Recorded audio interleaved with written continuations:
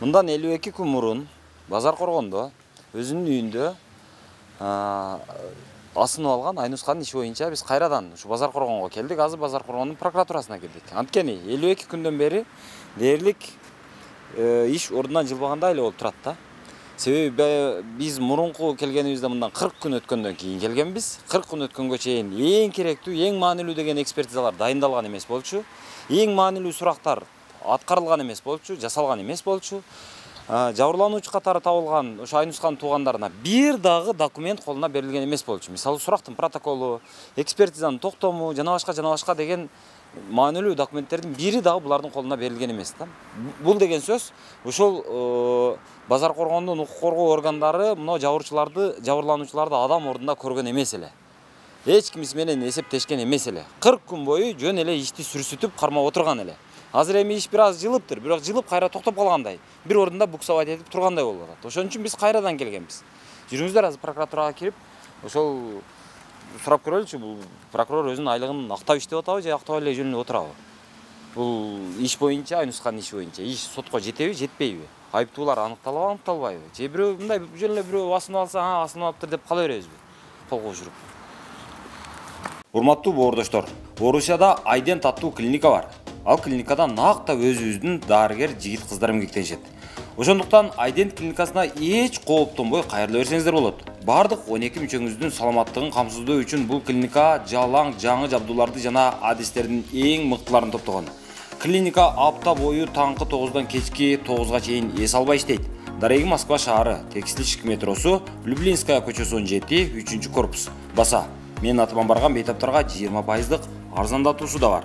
Айдент сиздин саламаттыгыңыздын сакчысы. Урматтуу мекендештер, Москвада жыйган буюм таймыңыздар, топтогон түйүнчөңүздөр болсо, сүрсүтпөй Кыргызстанга бат-баттан жиберип туруңуздар. Сиздердин аманатка кыянат кылбай, кызмат кылчу жигиттер бар. Алар аманат жүктү Кыргызстандын бардык облусуна бат жана сак жеткиришет. Москва шаарынан жана Москва облусунан жүктү алып чыгып кетүү акысыз. Аманат жүктүн сынбай, жоголбой жетишине 100% кепилдик беришет. Каттамдар туруктуу.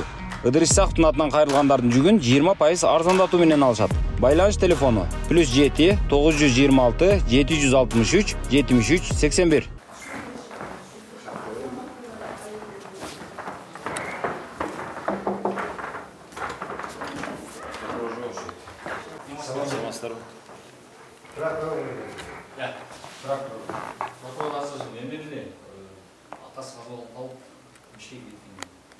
Сіздер өткен күмәсі бойынша азыз заңда алынған шықсын.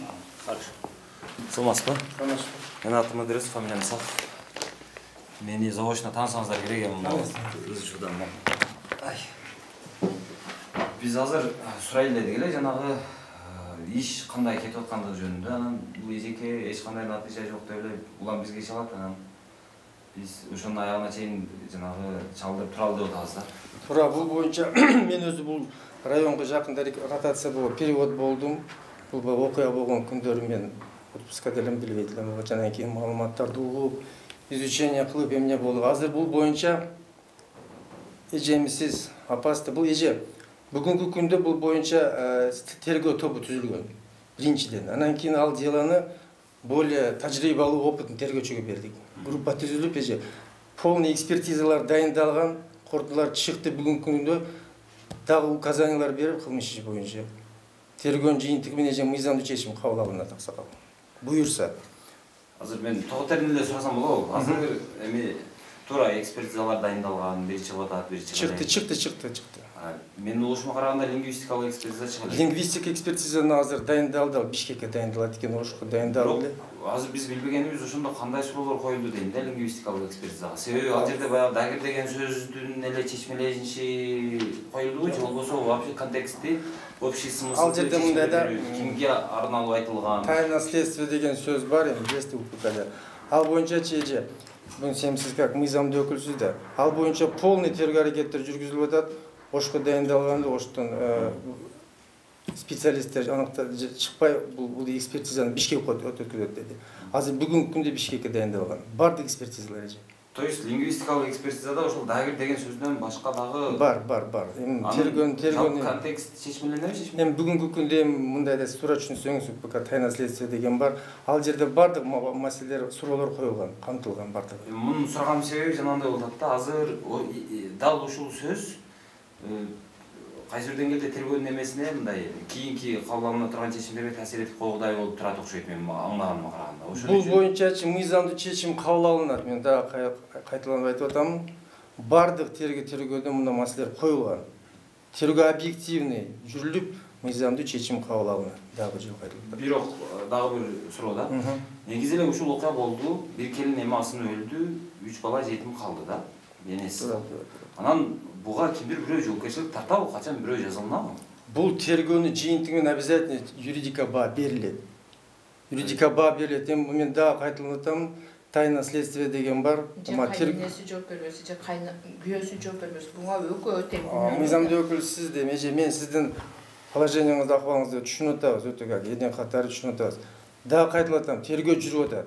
Бардык тергөө аракеттер жүргүзүлүп атат бүгүнкү күндө. 50 күндөн өтүп атты эми урматтуу. 50 күндөн өтүп атат. Бир жыйынтык жок. Тура, аксакал. Бул боюнча жыйынтык болбойт. Тергөөнүн качан болсо эле бизди чакырат бияка, келесин, колго коюң, түшүнүк кат жазып бериң, арызыңызды жазып бериң. Тергөө мөөнөт. Мен малымды жоготуп келген жокмун мен. Тура. Баламды жоготуп келген. Башында мен кайненесине, анан ошо телефонду неме кылган кайынсиңдисинин атынан жазайын десем, ошол жердеги тергөөчүлөр да жаздырбай. Ошо только кайненесин гана жазышыңыз керек, анан мынтишиңиз керек, бир адамга жазылыш керек деп. Буну эмнеге ошо бердегилер ушинтип сүрүп жүрүшкөн? Ал мезгилде эже действительно тергөөдө ошондой болгон экен, жүрүштү. Эже бүгүнкү күндө дагы кайталанып атам. Полный тергөө жүргүзүлүп атат эже. Мен түшүндүм. Начальник катары сизге айтып атам. Буну тергөөчүгө айтамбы, силерге айтамбы. Бул кызымдын балдары үйүнө барат. Мали кызым эч кимге айтпа, тайнеңен бөлөк эч ким билбесин. Мен эмеми эртемен уктап калганымы аларга айтпагыла деген балдарыначы. Булар барат дагы айтпайт. Чоң атасы менен чоң энесине ham айтпайт. Күлүштү берип коет, апам бир жака кетти депчи.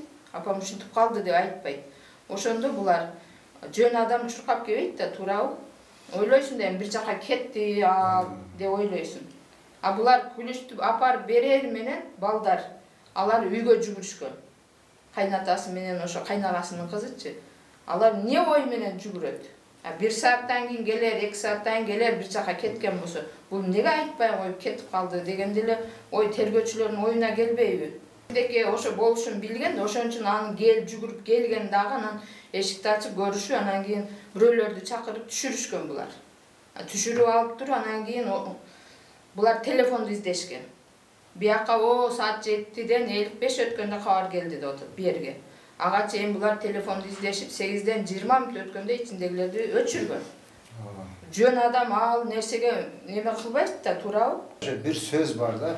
Эже, мына сиз айтып аткан сөздөр бардыгы мына биз көрсөтмө бердик кылмышты, бардыгы булар камтылып, эже бул тергөөнүн жыйынтыгы менен бар. Бул ар бир мына сиз айтып аткан сөздөр булар камтылып, тергөөдө тергелип эже бул ар бир сөзгө бул юридика баа берилет эже. Азыр мындай болуп атат да, тергөөнү буга чейин жана башында биринчи жолу биз ушул Базар Коргондун прокуратурасына, милициясына келген учурда дээрлик иш ордунан жылбай эле сүрүшүп жатканын көргөнбүз да. Качан гана ушул келип мына жерде эми ушул баягы элге чыккандан кийин гана кыймыл башталды. Азыр бир катар улдуу болуп, бир катар кыймыл болуп, кайра эле токтоп калгандай сезилип атат. Бул тергөө жүрүп атат деген сөздү эми билем мен. Баягы эми жатталган сөз. Бардык жерде ушул сөздү айтылат. Бул стандартный сөз. Бирок стандарттан чыгып, качан ушунун жыйынтыгы чыгат, мындай бир кандай десем, ушуга күнөөлүү, ошонун өлүмүнө күнөөлүүлөр жазаланабы, жазаланбайбы? Мөөнөтү бар бул кылмыштар боюнча 2 айлык срок эже. Узарбайбы? Эми бул мындай да, азыр экспертизалар дайындалды. Экспертизанын жыйынтыгы чыкса, буюрса, мыйзам чегинде чечим кабыл алынат. Эже, мен дагы кайтып атам. Сиз айтып аткан суроолор 2 ай деген минималь 2 ай. 2 ай. Бир айдан 50 күндөн ашат бой. 2 ай боло элек али. 2 ай боло элек. Кандай болду? Мен буларды чакырбасам, бул иш Кылмыш иш козголгондон бери 2 ай боло элек. Бул иш мен буларды бул ытырысты чакырбасам, бул иш ушу боюнча эле жабылып калды. Жок, андай болбойт эле. Жок, неге болбойт? Мисалы үчүн мен оларды чакырганда 1 ай дегенде ушуларды чакырдым. Айлам кетти да, менчи кайта келем. Birisi айтат, sen делоң андай мындай, мен ушунча дело турат, каяктан неме алам дейт. Анан айлам кыласың да, айлам кеткенде мен бар ошолорду өлтүрүп койгумам келди, өлтүрүп коюп туруп өзүм келип эме алып мен өлтүрүп койдум дешке алгындай болдум дем. Мен балам өлүп отурса айлам кылам да, а булар болсо ардеке кылып коюп отурушат жаап коюп. Ал телефондун ичиндегини ам ушул жердегилер өчүргөн. Бир болсочу мен немем, алар телефондун өзүнөн өчүргөн дагы, ичиндегилерди ушул жердегилер өчүрүп берген. Бул дөпөлөр запас элекен, келип кетип жүрүп эме кылат деген да. Билген адам. Мына эми табылып атат го. Эмнеге ошо мурун ошону таппаган? Эже, бүгүнкү күндө ушул кылмыш иши боюнча бардык тийиштүү экспертизалар дайындалган. Экспертизалардын жыйынтыгы менен сизди чакырып тергөөчү ар бир экспертиза менен эме тааныштырып сизге ар бири менен тааныштырат эже. Ошол тергөөнүн жүрүшүн сиздер Да, көзөмөлдөйсүз. Айрыкча ошол зам прокурор көзөмөлдөйт. Тергөөнүн сапатын, милициянын үстүнөн көзөмөл, мыйзамдуу өтүп атабы сурактар, мыйзамдуу тергөө болуп атабы деген. Анан бирок сиз мындай айлык алып отурган адам катары мен азыр сиздин жоопкерчилигиңизди деле мындай ошого баа бергим келет да, мен жөнөкөй жаран катарычы. Ошол 40 күн өткөнгө чейин мындай эң негизги делген экспертизалардын ордуна жанагы кыздын канын группасын аныктап берчи деген баягы студенческий суроолор берилип отурган болсо, ага сиздер жоопкерчилик аласыздарбы? Сиздер өзүңүздөр ошол ишти мындай татыктуу, өзүңүз айтмакчы мыйзамдуу, өз деңгээлинде, өз сапатында алып бардык деп айта аласызбы азыр? Мындайда азыр тергөө бүт элек, тергөөнүн жыйынтыгын чечим кабыл алынат. Бул суроолорду сиз мурда деле бергенсиз. Сүрсүтүп кармап отурганыңыздарды айтам. Ал боюнча ошол тергөөчү өзү ошол боюнча тергөөчү деле ошого жоопкерчилиги бар да. Тергөөчүнү мен билем, баягы тергөөчүнү прокуратура алып келип эле камчылап деп камчылабайт.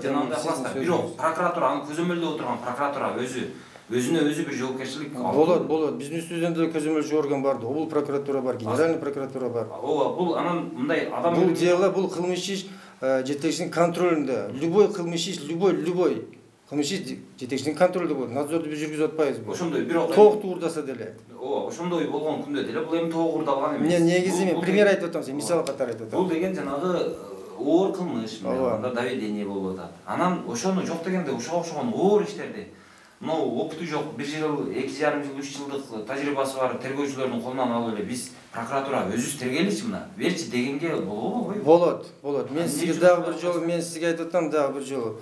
Бул боюнча бүгүнкү күндө тергөө тобу түзүлгөн, кылмыш иши башка тажрыйбалуу тергөөчүгө өткөрүлүп берген. Дело боюнча мен ар күнү изучение кылып атамын. Өзүм бир сыра карап чыгып указанияларды берип, бүгүнкү күндө дагы кайталанып атамын. Кылмыш иши боюнча бардык экспертиза дайындалган, мурдагы дайындалган экспертизанын заключениялары чыкты. Дагы кошумча бир экспертизалар дайындалган. Эми дегенде 1 ай болду го, 1 ай. Жок. Канча экспертиза жакында эле чыкты. Жакында чыккан менен эми келер менен эле чалып же Түшүнүк кат жазып бер дегенде, мен баягы эми боюнча түшүнүк кат жазып бериң дегенде, мен анда неберелерим менен чыга албайт элем. Бара албайм мен азыр дедим. Неберелерим караган эч ким жок. Бара албайм азыр дедим эле, ошончо эме жок. Экспертизанын жыйынтыгы чыкты деп мага чалган жок. Мен кайта келип аттым, ошо эме 10 күн, 15 күндөн келдим өзү. Келип ошону экспертизадагы эмеге барып, качан чыгат? Мен эми юридикалык жактан түшүнбөгөн үчүн барып сурадым. Качан чыгат ошо экспертиза? Ошо чыкса анан кийин булар тергөөнү баштайт экен, ал чыкпаса баштабайт экен десем, ой баштай берсин, алар өзүлөрүнүн иши деди. Бул Айнускандыкы балким өзүнүн өзү асты болуп чыгат, башка эме болуп чыкпайт. Өзүлөрүнүн ишин кыла бербейби алар? Деп алар ошентет. Буларга келсем, ошо экспертиза чыкмайынча биз иш баштабайбыз. Каты турат, 2-3 жыл. Аксакал, ооба, бардыгын окудук, изилдедик бардыгын. Кандай далил керек эми силерге өзчү да. Эми тергөөдө аксакал башкалар суроолор болот да, аксакал. Тергөө аракеттер жүргүзүлөт. Ал бардыгын көрсөтмөлөр изилденди. Буюрса мыйзам чегинде чечим кабыл алынат. Буюрса күнөөлүү адам жоопкерчиликке тартылат. Азыр макул эми сиз го жанагы стандарт эмес, мен сизге болгону болгондой айтып атам. Мен жооп берип атасыз, бирок ошол менен чектелип атасыз. Туура, мен баягы тергөөнүн сырын жана башкалардын бардыгын түшүнөм. Мен эми сиздерге анчалык көп басым кылгым келбейт. Бирок ошол эле учурда мен мына эжекенин ыйлап атканын көрүп, анан кийин ошол баягы Айнусканын келинин өлүп алганын көрүп, анан азыр тергөөнүн сапатын көрүп отуруп ойлоном да, бул негизи эле прокуратура өзү ушул тергөөнүн баардыгын көзөмөлдөгөн орган катары алган айлыгына жараша иштеп атабы же жокпу депчи. Иштеп атат, көзөмөл жүргүзүлүп атат ал боюнча. жүргүзүлүп атат көзүмө. Ошол айлыгын качан актайт прокуратура? Ошону айтып бериңизчи. Бул кандай суроо мен түшүнбөйм. Сиз өзүңүз мына берген сурооңузду түшүнүп атасызбы деген? Мен түшүнүп атам. Прокуратура айлыгын актап иштейби, иштебейби? Иштеп атпайт. Сиздер ошол милициянын үстүнөн тергөөнү көзөмөлдөгөн. Көзөмөл жүргүзүп атабыз. Мен дагы айтып атам, вот сизге как непосредственно курирующий зам, мына ушул боюнча иш боюнча айтып атам, мыйзамдуу чечим кабыл алынат. То есть натыйжа болот. Болот буюрса, болот, мыйзам чегинде болот. Ансыз болбойт. Сотко жетет иш. Буюрса тергөөнүн жыйынтыгы чечим кабыл алынат. Буюрса, Кудай кааласа. Туура, бирок Экспертизалар бардыгы чыгат, ага чейин бардыгы тергөө аракеттер бардыгы жүргүзүлүп, то есть мыйзамдуу чечим кабыл то есть алынат. күнөөлүүлөр аныкталып, иш сотко жетет. Мыйзам чегинде бар жок чечим кабыл алынат. Буюрса. Мыйзам чегинде деп атасыз, бирок күнөөлүүлөр ушул. Мен дагы айтып атам. Бир адам өлүп атат, ага бирок Мен түшүндүм. Жооп бериш керек да акыры. Туура жооп бериш керек да. Же балдар эки баласын Жок, андай эмес. Кайненеси ооруп атам десе, ери аякта жүрсө, булар телефондон, эмеден давить этип туруп анан кийин бир адам өлүп кала берсе, ага жооп берген эч ким жок болсо анда өзүбүздөн коюп берсин. Болгон үчүн сурап атам да. Тергөөнү мен сиздин сурооңузду укту түшүндүм, Адрес мырза. Тергөөнү жыйынтыгы менен мыйзамдуу чечим кабыл алынат. Айыптуулар аныкталат, иш сотко. Мен дагы кайталап атам. Мыйзамдуу чечим кабыл алынат. Мыйзам чегинде чечим кабыл алынат. Деп атпаймынбы, дагы кандай жооп бериш керек сиздерге? Эми мен сизге дагы айтып атам. Ооба. Тергөө жок. Тергөөнүн жыйынтыгы менен далилдер бар топтолуп анан кийин чечим кабыл алынат да. Азыр тергөө жүрүп атат бүгүнкү күндө. Мен аны түшүнүп атам. Но биздер эле мен түшүнүп атам сиздин оюңузду. Сиз айтып атасыз, ушуну болобу болбойбу. Мен дагы кайталап атам ошо канча жолу. Мыйзамдуу чечим кабыл алынат. Эгер адам жоопкерчилик болсо, виновен болсо жоопкерчиликке тартылат. Эми буну тергөө көрсөтөт. Но бирок бүгүнкү күндө тергөө аракеттери жүргүзүлүп атат. Мен дагы кайталап атам, тайна следствие. Барын айта албайм сизге. Түшүнүп атам, бирок барыбир бир адам өлдү. Демек ага кимдир бирөө айыптуу. Ошол айыптуу табылып, ошол айыптуу жетпейби? Ошо мен сизге кайталап атам, ошо тергөөнүн жыйынтыгы менен чечим кабыл алынат. Ошо ким айыптуу, ким экени ошол аныкталып далилденет. Азыр сиздер билбейсиздер. Жок, эми мен дагы кайталап атам, тайна следствие деген нерсе бар, туура түшүнүңүздөр. Азыр эми прокуратурадан чыктык, бирок ушул Базар Коргон райондук милициясына келдик. Азыр кайрадан сурайлы. Ушул 52 күн өттү, эмне жумуш болду? Кайсыл экспертизалар чыкты, кайсылары күтүлүп атат? Дагы эмне иш-чараларды көрүшөт? Иш качан сотко өтөт? Качан буга юридикалык баа берилет? Айыптуулар качан табылат? Качан аныкталат?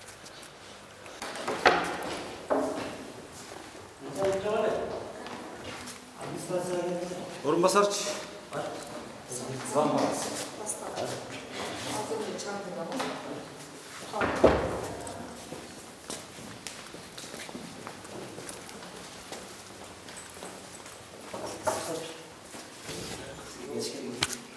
Достонбек мырза, саламатсызбы? Саламатчылык. Келиңиздер.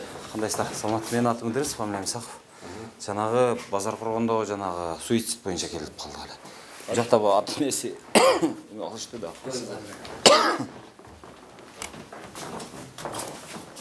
Сиз отура бериң.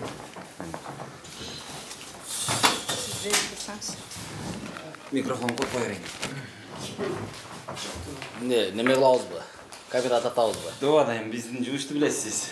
Сиздин жумушуңуз туура го, эми журналисттик неме, бирок бизде деле өзүбүздүн жетекчилигиңиздер бар, буйруктар бар, билем аны. Бирок азыр согласие берсе гана, бирок мындай да.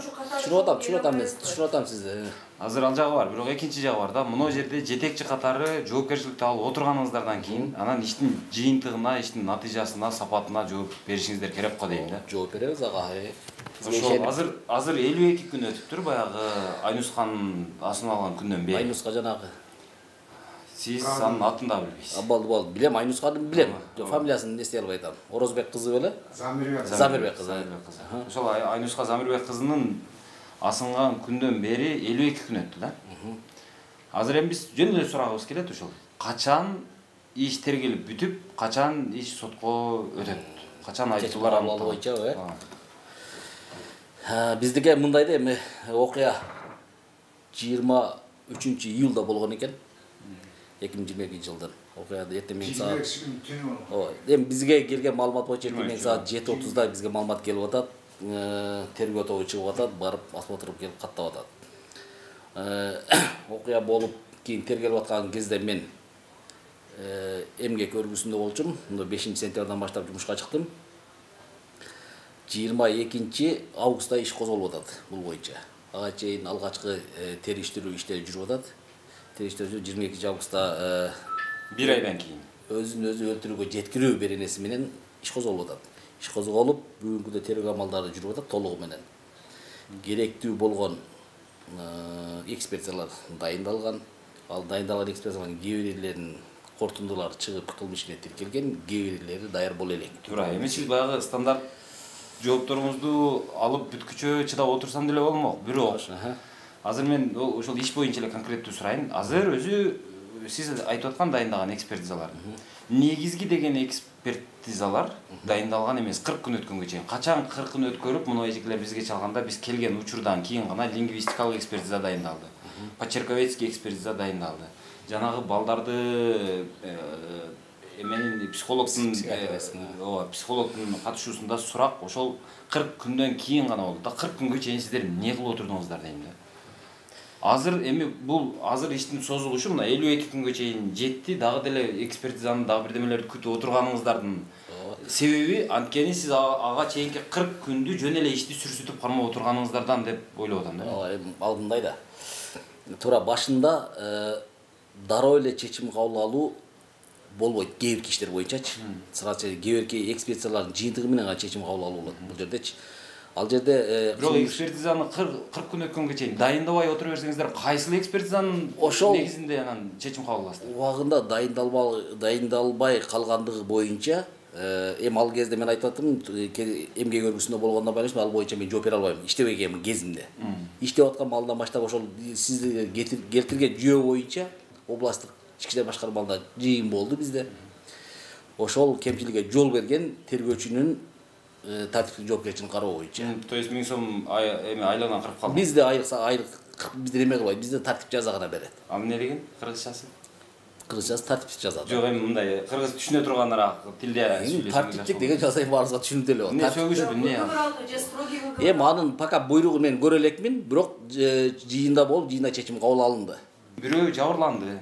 Анын ата-энеси ыйлап келди. Келсе же колуна бир токтом бербесе, сурактын протоколдорун бербесе, биз экспертизанын да дайындалгандыгы жөнүндө токтомдордун бирин берип койбосо, бул эч нерседен маалыматы жок отурса, күйүп. Мен өзүм тергөөчү болуп атсам, туурабы? Телефонду неме кылып бер анда, сен эчтеке таппасаң бер анда, мен өзүм текшерейин деп, өзүм текшертип, кайсы маалда зоноккан, кайсы маалда өчүргөнүн өзүм тергеп отурсам, туурабы? Ошо тергөөчүнүн иши беле?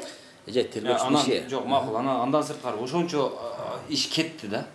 То есть ошончо упущение болду. То есть аткарылган жок иштер.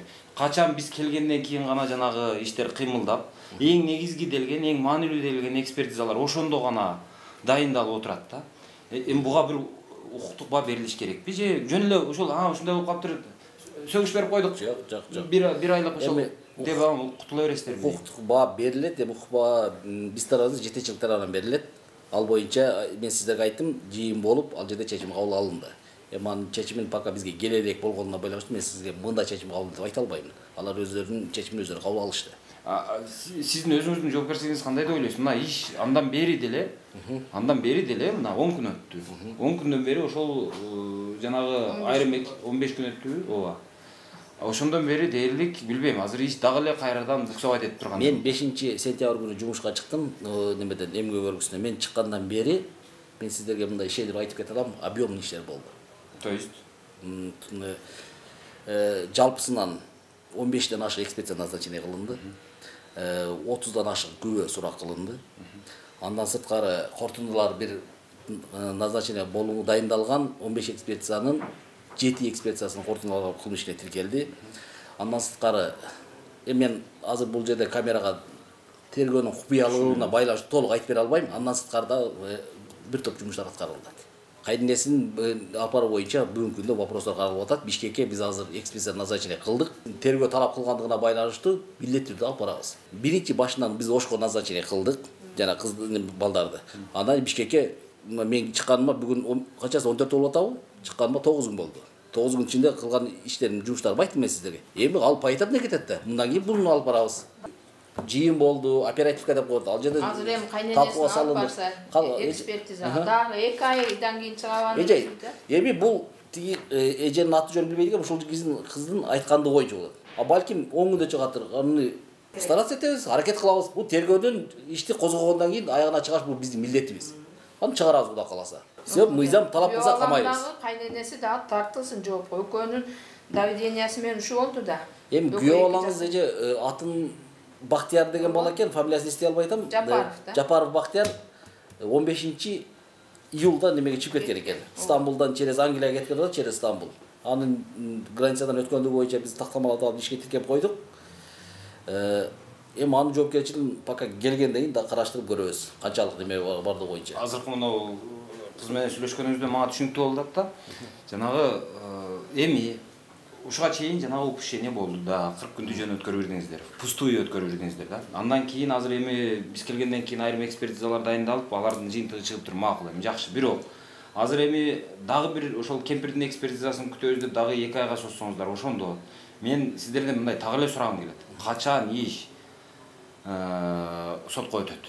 Айыпталуучулар качан аныкталат? Демек, Ыдырыс мырза, сиз азыр бул жерде дагы деле мындай мен эми неме вопрос суроо берип атасыздар, мындай да эми бардыгыбызга мыйзам бар. Сизге да бар, мага да бар. Бизде мыйзамда тергөө мөөнөтүн белгилеп койгон. Белгилеген, бирок эми белгилеп койгон тергөө мөөнөтүнүн ичинде чечим кабыл алабыз. Чечим кабыл алынат, бирок азыр экспертиза ал жак созула турган болсо. Сиз айтып атасыз. Өзү негизи мыйзамда да ошолор каралып атат да. Макул 2 айлык жанагы экспертизалардын срогу бар. Башкалар бар. Ошонун негизинде 2 ай деп сиздерге нөмөттү белгилеп коюп атат да могу мыйзамда. Азыр сиздер ал нерсени тескерисинен пайдаланып атасыздар дагы. Бизде 2 айлык мөөнөт бар да деп, анан ошол 2 айлыкка чейин акыркы потолокко чейин тееп атасыздар ишти. Жок, сиз Анан азыр эми эртең болбой кала турган болсо 2 айдын ичинде бүтпөсөңүздөр айтасыздар. Эми узартып бериңиздер, мына жакта бир экспертиза бүтпөй атат. Сен эмне үчүн эртерээк ошону кылдың деген вопрос даже прокуратурадан сиздерге ошол кандай десем, ошол доомат коюлбай атат да. Эмне үчүн ошону экспертизаны кеч дайындадың? Эмне үчүн башың жеткен жок ушуга? Эмне үчүн мисалы мына лингвистикалык экспертиза мисалы? Ыдырыс мырза, сиздин психологияңыз азыр мындай болот да, сразу эле мындай агрессивный против настроение болот да. Биз мындай да бардык нерсе поэтапно болот да. Жакшы эле окшойт стажыңыз. Стажым 20 жылдан ашкан. Демек такшалган эле. Эми бул жерде мындай да. Анан ошол такшалган тергөөчү болсоңуз макул, эми жаш тергөөчүгө иш түшүптүр. Бирок андан мен өтө деле көп бир чууданып күтпөйм. Бирок мен сизден күтөм да. Сизден үмүт кылам да мен. Себеби 20 жылдан ашык стажы бар, жетекчи отурса, ошол ишти көзөмөлдөп атса, бул жеңил желпи тоогурдаган иш болбой атса, бытовой. Бул кадимкидей эле убийство, оор кылмыш болуп атса, анан кийин ошого ушундай кол учунан мындай эрентөрөн албай эле, ара күндө эле ушул эмне базар коргондо ара күндө ушундай кылмыш катталып турабы? Бизде бул быйылкы жылдын башынан баштап 2 факт катталды негизичи. Мындайча бул бизге өтө маанилүү кылмыш ишибиз да биздики булчу. Бул биздин первостепенный задачабыз буну аягына чыгаруу. Бул жөн жана сиз айткандай тоогурдап жана эмес, мындай катардагы кылмыш эмес. Мен ошону айтып атам. Оор кылмыш. Демек, ошого жараша реакция талап кылып атам да, мен жагын көрбөй атам да мен. Сиз айткан сурооңуздун негизинде бүгүнкү күндө тажрыйбалуу тергөөчүлөрдөн тергөө тобун түзгөнбүз. Бул азыр бир эле тергөөчүлөр жок. Баягы биз келип, мына жерде ызчуу кылып кеткенден кийин. Ал ошондон кийин. Эми сиз келип кеткенден деп айтпайм, мен жумушка чыккандан кийин деп айтам мунучу. Мен жумушка чыкканда тергөө тобун түздүм. Бүгүнкү күндө тажрыйбалуу 3 тергөөчү иштеп атат. Токтомду көрсөтүп коюшум керек белемби? Эми зам прокурор бизге указание берет, көрсөтмө берет. Мындай кыла дейт. Ошол указание берген указание негизинде мен токтом чыгардым. Токтом чыгарып, опыттуу иши жабылып калбайт дейт. Эже, Кудай калса жабылбайт. Бая берки келиндикине окшоп жабылып калбайт. Сиз менен алар айласы кетип тосмо жазып берип коюшту. Сиз менен мына биз биринчи жолу көрүшүп атабыз бүгүн Кудай калса. Мен сизге мына сөз берем. Неме жабылып калбайт. Жыйынтык болот. То есть иш сотко жетет. Кудай каласа жеткизебиз. Качан? Жана эле сүйлөшпөдүк бутурду. Айттым го, мен анын экспертизалардын жыйынтыгы менен Кудай каласа мен ошону эртерээк эме кылыш керек. Алар беймарал жүрөт. Беймарал жүрбөйт эже. Кудай каласа көрөсүз. Келип ыраазычылыгыңызды айтып бересиз мен ошондочу. Дастамбек мырза, буга чейин көп эле иштерге аралашып жүрөм да. Анан ошол экспертизанын жыйынтыгын айлап эмес, жылдап күткөн учурлар бар да, 2 жылдап күткөн учурлар бар. Анан ошодон улам сурап атам да, качан деп. Жана эле сизге бул сурооңузга жооп бердим, дагы бир жолу жооп берейин. Бул менин негизги көзөмөлүбүздөгү негизги жетекчинин көзөмөлүндөгү иште. Буну айлап жылдап болбойт го калса. Экспертизага эгер керек болсо Бишкекке мен өзүм да барып туруп, эфтелетип, чыгартып, неме кылып. Менин оюмча ал сиздерге керек. Керек, бизге керек да. Кылмышты ачышыңыздар керек. Кылмыштын бетин ачышыбыз керек. Райондун албагында оор кылмыш катталып атат, анын кылмыштын бетин ачып сотко жеткизүү бул биздин милдетибиз. Биздин роодун жүзү бул. Кудай каласа жеткизебиз, жыйынтык болот. Құда қалатса дегенмен 52 күн 53 күн өтті. Ақсақал, аның айтқаныңыз тура. Жана бойынша мен айтпадым ал бойынша лечи. Кем действительно тергөө малында жанагы алгачкы текшерүү малында бир айдай чечим кабыл албай туруп калыптыр. Башында айткан 1 ай же 2 ай деген. Андан бери 53. Ким айткан сизге? Тергөөчүбү? Тергөөчү. 2 ай деген. 2 ай эмесине 53 күн өттү. Ал ошо бир 10 күн тергеп коюп, мунун алып кел арыздарын жаздырып, биз оякта тапыр туруп аткан. Нурлан өткөп берди. Нурлан чакырды. Келсек, не oldu desek erkin больницага жатып калды. Андан чыккандан кийин бул буга кайрат көрүп берди. Педагог алып келиң деди. Куда кааласа Аксакал. Андай мүмкүн эмес. Куда кааласа бул сапардын андай болбойт. Куда кааласа. Жыйынтык болот. Мен жыйынтыгын чыгарып берем. Мен мисалы малым жоготуп келген жокмун. Жоготсам айдайт. Мен өзүм жаныман жаралган балам жоготуп арман кылып отурам. Туура айтасың. Эгерде малым жоготса мен майлы барбай эле койдум. Берне эшигин аттап көргөм менчи. 3 күндө бүттөгөн ошондо жатып. Туура айтасың. Каян ушу баламды бир жертап чыгарып берди. Ушу мыйзам түрүндө адилеттүү болот экен деп кана келип атам мен шеркем. Результат болот куда каласа. Результат болот. Жыйынтык чыгарабыз. Бул биздин ишибиздин жүзү бул. Жок. Не болуш керек? 5-майда болгонбу, белки келиндин иши. Ошол эле айып. Даталарын эстебейт экен. Ошо майда болгон. Анан ошо тууган уругу чыкты да мага чалып. Биз силер кандай неме кыласыңар деди. Биздики деди ушу малга чейин сотко өтө элек деди. Акыры айлабыз кетип эме тосмо жазып бердик деди. Ошентип эле анан бир адам өлүп калса деле эме жоопко тартып. Жабылбайт аса. Мен сизге мына ишендирип айтып кетем. Жабылбайт. Келсе айтасыз. Келип айтасыз. Сен жабылбайт деп сөз бердиңер, эмне жабып салдың айтасыз. Делоңуз бүгүнкү күндө ошто экспертизада. Лингвистикалык экспертизага эмне суроолор коюлду? Жанагы дагир деген сөзүнүн гана маанисин чечмелеп бер деген эле суроо коюлду же жалпы контекстте жанагы кимге арналып атат, бул эмнени назарда тутуп атат, ошого окшогон жалпы смыслды чечмелеп берүү жөнүндө. Ыдырыс мырза, сиз азыр мен кайра жанагы тергөөнүн бүт немелерин жок, анткениңиз менен азыр бул эжеде болгон болсо, бул эже мындай токтом менен ушинтип дайындалыптыр, мындай суроолор коюптур деп айтып кое турган болсо, ал ачылып кала бермейт. Бул эже жабырлануучу тарап. Жөнөкөй неме мамлекеттик кызматкер эмес. Бул эже неме кылса, бул эженин совестине калат. Эгер мен кылсам, мен мамлекеттик кызматкермин. Эгер мен кылсам, бул жак жебер жак арызданыш мүмкүн да. Ошол туура түшүнүңүз да. Токтомдорун берип коюңуздарчы, мен ошодон эле окуп алайын. Болду, тергөөчүгө мен тапшырма берейин, берсин бардыгын. Азыр мына прокуратуранын дагы ушул Базар Коргон райондук милициясындагы жообун уктуңуздар. Булардын бардыгы азыр эми куда калса бардыгы жакшы болот деп ишендирип, үмүттөнүп турат. Анан ушул жерде эске келет жана Текебаев айтмакчы, куда калабасачы дегенчи. Анан азырынча ошол үмүт берип атышат. Ишти бүтүрөбүз, сотко жеткиребиз, бул биздин милдетибиз деген сөздөр айтылып атат. Күтөбүз эми.